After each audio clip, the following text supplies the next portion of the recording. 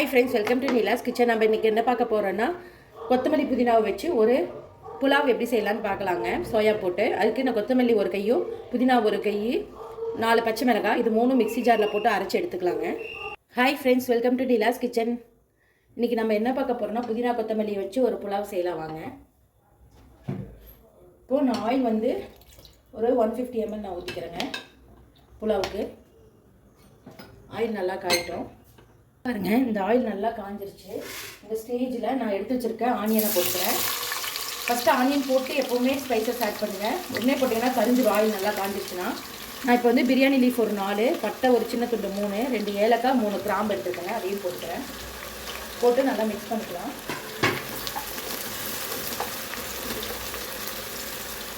இது நல்லா ப்ரௌனிஷ் ஆகணும், நமக்கு நல்லா ஃப்ரை ஆகுதுங்க. பாருங்க, ஆனியன் இந்த அளவுக்கு நல்லா செவந்து வரணும். இந்த ஸ்டேஜில் ஒரே ஒரு ஸ்பூன் தான் இஞ்சி பூண்டு பேஸ்ட் எடுத்துக்கிறேங்க. நிறைய எடுத்துக்கூடாது. புலாவுக்கு ஒரு ஸ்பூன் அந்த டேஸ்ட்டுக்காக இருந்தால் போதும். போட்டு நல்லா மிக்ஸ் பண்ணிக்கலாம். இதுக்கு வேறு எந்த ஸ்பைசஸும் நம்ம ஆட் பண்ண போகிறதில்ல. ஆல்ரெடி நம்ம பச்சை மிளகாயை அந்த புதினா கொத்தமல்லியில் அரைச்சி எடுத்துருக்கோம். அது கூட ஒரு 3 பச்சை மிளகாய் போட்டுக்கோங்க. ஃப்ரை ஆகட்டும் நல்லாங்க. பாருங்கள், இது நல்லா வதங்கிட்டுருக்கு. இஞ்சி பூண்டு வதங்கிடுச்சு. இந்த ஸ்டேஜில் நம்ம அந்த புதினா கொத்தமல்லி அரைச்சிடலாங்க. அதை வைக்கிறேன். தண்ணி விடாமல் அரைச்சிக்கோங்க. தண்ணியே தேவை இருக்காது. நம்ம அரைக்கும் போதே அதுவே இந்த மாதிரி கன்சிஸ்டன்சியில் வந்துடுங்க. கொஞ்சம் வாட்டர் கன்சிஸ்டன்சி. இது நல்லா மிக்ஸ் பண்ணிக்கலாம். இது ஒரு கொதி வரட்டுங்க. அதுக்கப்புறம் நம்ம ரைஸ் போட்டுக்கலாம். க்ரீனிஷாக இருக்குது. இதே ஸ்டேஜில் நான் எடுத்து வச்சுருக்க சோயா போட்டுக்கிறேன். நான் சின்ன சோயாவை மஞ்சத்தூள் போட்டு ஹாட் வாட்டரில் ஊற வச்சு 2 டைம் வாஷ் பண்ணி எடுத்துருக்கேங்க.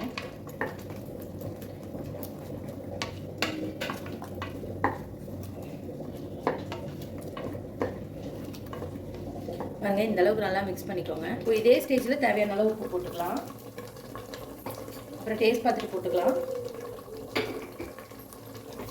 ஒரு கொதி வரட்டுங்க. பாருங்கள், கீரை நல்லா வதங்கிடுச்சு. நான் ரைஸை போட்டுக்கிறேன். நான் 2 டம்ளர் ரைஸுக்கு அளவு சொல்கிறேங்க.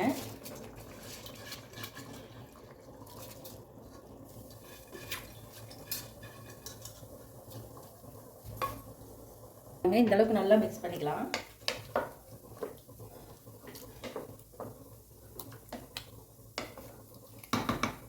இந்த ஸ்டேஜுக்கு எடுத்துக்கோங்க. இது ஒரு கொதி வரட்டுங்க. தேவையான அளவு தண்ணி ஊற்றிக்கலாம். பாருங்கள், இந்த அளவுக்கு நல்லா பபிள்ஸ் வருது. மிக்ஸ் பண்ணிவிட்டு இப்போ நான் ஒரு டம்ளருக்கு 2 டம்ளர் தண்ணி எடுத்திருக்கேன். இது வந்து வீட்டு சாப்பாட்டு அரிசி தான், கிச்சடி பொன்னி.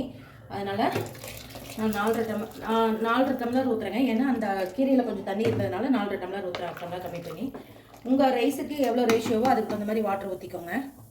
தண்ணியில் நல்லா அப்சர்வ் ஆகிட்டுருக்கு. இப்போ நான் விசில் போட்டு ஒரு 2 விசில் வச்சு எடுத்துக்கிறேன். நான் விசில் போட்டுக்கிறேன். கரெக்டாக 2 விசில் வச்சு எடுத்துக்கலாம். ஓப்பன் பண்ணி பார்க்கலாம். விசில் இறங்கி பாருங்கள், அவ்வளோ சூப்பராக ரெடி ஆகிடுச்சு இந்த புலாவு.